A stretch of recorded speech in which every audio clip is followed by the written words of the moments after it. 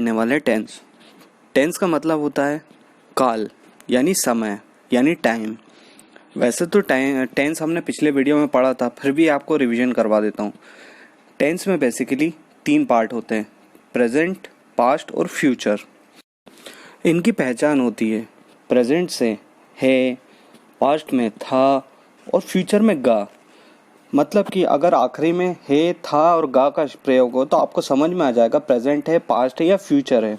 अब बात करते हैं इनके पार्ट क्या होते हैं। बेसिकली अगर प्रेजेंट की बात करें तो प्रेजेंट में होगा present indefinite, present continuous, present perfect और प्रेजेंट परफेक्ट कंटिन्यूअस। फिर पास्ट की बात करते हैं तो पास्ट में होगा past indefinite, past continuous, past perfect और पास्ट परफेक्ट कंटिन्यूअस। और अगर फ्यूचर की बात करें तो फ्यूचर में होगा future indefinite, future continuous, future perfect और फ्यूचर परफेक्ट कंटिन्यूअस। वैसे तो 3 ही काल होते हैं, प्रेजेंट, पास्ट और फ्यूचर। अगर इनको समझना हो तो इनके 4 पार्ट होते हैं, पास्ट के 4, प्रेजेंट के 4 और फ्यूचर के 4। अगर और सरल भाषा में आपको समझाना हो तो ये समझाता हूँ। गांव में एक बुजुर्ग रहते हैं जिनका नाम टेंस है। उनके 3 पुत्र हैं, प्रेजेंट, पास्ट और फ्यूचर। और इन प्रेजेंट के भी 4 लड़के हैं, पास्ट के भी 4 लड़के हैं और फ्यूचर के भी 4 लड़के हैं। कुल मिला के तीसरी जनरेशन के 12 लड़के हो जाते हैं। ठीक है। प्रेजेंट के बच्चों का नाम है present indefinite, present continuous, present perfect और प्रेजेंट परफेक्ट कंटिन्यूअस। पास्ट के बच्चों का नाम है past indefinite, past continuous, past perfect और पास्ट परफेक्ट कंटिन्यूअस। वैसे ही फ्यूचर के बच्चों का नाम है future indefinite, future continuous, future perfect और फ्यूचर परफेक्ट कंटिन्यूअस। इस तरीके से 12 बच्चे हो जाते हैं, मतलब कि 12 टेंस हो जाते हैं। अब आपको समझ में आ गया होगा, उम्मीद करता हूँ। हमें टेन चार्ट क्रिएट करने के लिए 3 रो और 4 कॉलम की ज़रूरत पड़ती है। रो में हम रखेंगे प्रेजेंट, पास्ट और फ्यूचर, जिनके 4 पार्ट होते हैं, प्रेजेंट के भी 4, पास्ट के भी 4 और फ्यूचर के भी 4। और हम कॉलम में एक कॉलम में रखेंगे इंडेफिनिट, फिर दूसरे में रखेंगे कंटिन्यूअस, फिर परफेक्ट और फिर परफेक्ट कंटिन्यूअस। इस तरीके से हमारे पास 4 कॉलम और 3 रो हो जाएंगे। सबसे पहले टेंस को जानने के लिए हमें ये पता होना चाहिए कौन सा हिंदी का वर्ड आखिरी में आएगा जिससे हम उसको पहचान सकें। अब देखते हैं इंडेफिनिट को कैसे पहचानें। प्रेजेंट इंडेफिनिट के आखिरी में आता है ता और ती, पास्ट इंडेफिनिट के ता और फ्यूचर के गा का प्रयोग होता है। फ्यूचर इंडेफिनिट के आखिरी में गा का प्रयोग होता है। तो इस तरीके से आपको पहचान में आ जाएंगे इंडेफिनिट के सारे सेंटेंसेस। हमें कंटिन्यूस और परफेक्ट कंटिन्यूस को पहचानना हो तो उसके आखिरी में रहा वर्ड हमेशा आएगा। खा रहा था, पी रहा था, सो रहा था, मतलब काम जारी है, लगातार चल रहा है। इस तरीके से हम कंटिन्यूस और परफेक्ट कंटिन्यूस को पहचान सकते हैं।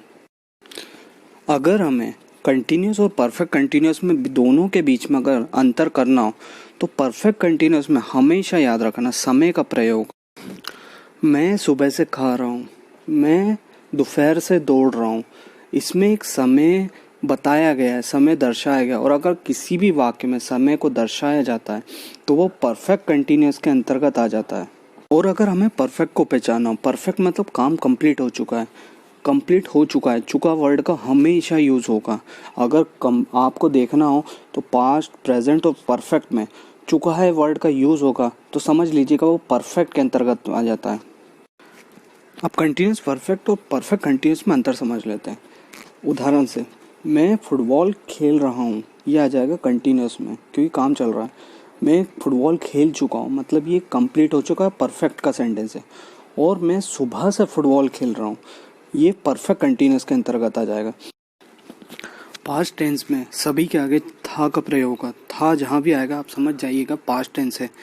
जैसे कि वह गाना गाता था, इंडेफिनिट, वह गाना गा रहा था, कंटिन्यूस, वह गाना गा चुका था, परफेक्ट, और वह 2 साल से गाना गा रहा था, परफेक्ट कंटिन्यूस। फ्यूचर में सिवाय इंडेफिनिट में बाकी सब में होगा का प्रयोग हुआ, बाकी सिर्फ इंडेफिनिट में गा का प्रयोग हुआ। ठीक है।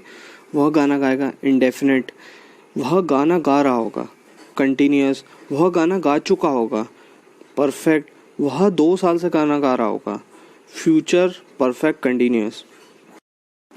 अब हमें यह पता चल गया है कि कौन सा वर्ड आएगा तो कौन सा टेंस यूज़ होगा हिंदी में। अब देखते हैं इंग्लिश में कैसे पहचाने, वो कैसे सेंटेंस मेकिंग करें। यही टेंस चार्ट अब शुरू होता है। इंडेफिनिट टेंस में एस और ई एस का प्रयोग होता है। अगर O X C H double S S H का प्रयोग होता है वर्ब के अंदर, क्रिया के अंदर, तो ई एस का प्रयोग होगा, अदरवाइज एस का प्रयोग होगा। पर इसमें भी एक बात का ध्यान रखना पड़ेगा, जब भी प्लूरल हो सब्जेक्ट तो वर्ब का फर्स्ट फॉर्म लगेगा, और बाकी में अगर सिंगुलर हो तो एस और ई एस। डज जो रहेगा वो हमेशा एक वचन के साथ प्रयोग होगा और डू हमेशा बहुवचन के साथ। अब बात करते हैं कंटिन्यूस। कंटिन्यूस में इज ए मार का प्रयोग होगा। एम का प्रयोग हमेशा आई के साथ होता है, इज हमेशा सिंगुलर के साथ प्रयोग होगा और आर हमेशा प्लूरल के साथ प्रयोग होगा। वैसे ही परफेक्ट टेंस में हैज़ और हैव जुड़ जाएंगे, और परफेक्ट कंटिन्यूस में हैज़ बीन और हैव बीन उसके साथ टाइम मेंशन होगा। अब बात करते हैं पास्ट इंडेफिनिट की। पास्ट इंडेफिनिट ऐसा एक होता है, ऐसा टेंस है जिसमें वर्ब का सेकंड फॉर्म यूज होता है। बाकी सब में या तो वर्ब का फर्स्ट फॉर्म यूज होगा या वर्ब का थर्ड फॉर्म। और जब इसका इंट्रोगेटिव बनाते हैं तो इसमें डिड के साथ फर्स्ट फॉर्म यूज होता है, ये याद रख लेना। वैसे ही पास्ट कंटिन्यूस में वॉज वर्ब का प्रयोग होगा, साथ ही साथ परफेक्ट पास्ट परफेक्ट में हैड का प्रयोग होगा, और पास्ट परफेक्ट कंटिन्यूस में हैड बीन का प्रयोग होगा। फ्यूचर में विल और शाल का प्रयोग होगा। आई और वी के साथ शाल का प्रयोग होगा, बाकी सबके साथ विल का प्रयोग होगा। ठीक।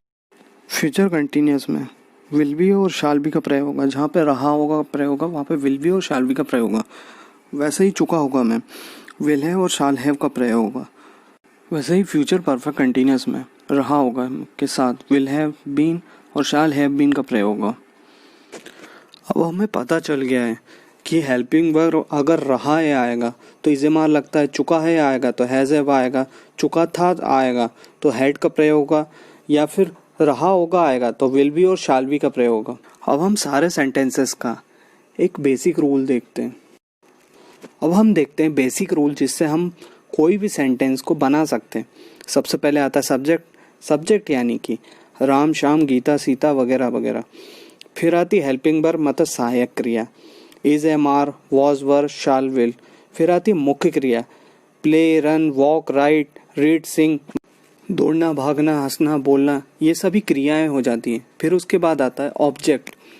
ऑब्जेक्ट यानी वस्तु, किस वस्तु से वो कार्य हो रहा है। जब हम सेंटेंस बनाते हैं तो subject, helping verb, main verb और फिर ऑब्जेक्ट। अगर नेगेटिव बनाते हैं तो हेल्पिंग वर्ब और मेन वर्ब के बीच में नॉट लगा देते हैं, और जब इंट्रोगेटिव बनाते हैं तो इंट्रोगेटिव में मेनली हम हेल्पिंग वर्ब को आगे ले आते हैं और सब्जेक्ट को दूसरे नंबर पे ले आते हैं, एक्सचेंज हो जाता है। अब आपको बता ही दिया है कि हेल्पिंग वर्ब कैसे लिखी जाती है। चुका है आएगा तो हैज़ हैव का प्रयोग करा जाएगा, रहा है आएगा तो इज एम आर का, रहा था आएगा तो वॉज वर का, चुका था का हैड आएगा, और चुका होगा तो विल हैव और शाल हैव का प्रयोग होगा। हमने ये समझ लिया हेल्पिंग वर्ब अलग अलग टेंसेस में किस तरीके से प्रयोगी। अब देखते हैं वर्ब कैसे प्रयोगी अलग अलग टेंसेस में। चलिए अब देखते हैं। अगर इंडेफिनिट होगा तो वर्ब के साथ एस और ई एस का प्रयोग होगा। अगर पास्ट इंडेफिनिट वर्ब का सेकंड फॉर्म यूज होगा। अगर फ्यूचर है तो वर्ब का फर्स्ट फॉर्म ही यूज होगा फ्यूचर इंडेफिनिट में। कंटिन्यूस में मेन वर्ब के साथ आईएनजी का प्रयोग होता है, चाहे वह प्रेजेंट कंटिन्यूस हो, चाहे पास्ट कंटिन्यूस हो, चाहे फ्यूचर कंटिन्यूस हो। अब जहाँ भी परफेक्ट आएगा वहाँ वर्ब का थर्ड फॉर्म यूज होगा। वैसे ही परफेक्ट कंटिन्यूस के अंदर भी मेन वर्ब के साथ आईएनजी का प्रयोग होगा। अगले वीडियो में हम 12 टेंसेस का पॉजिटिव,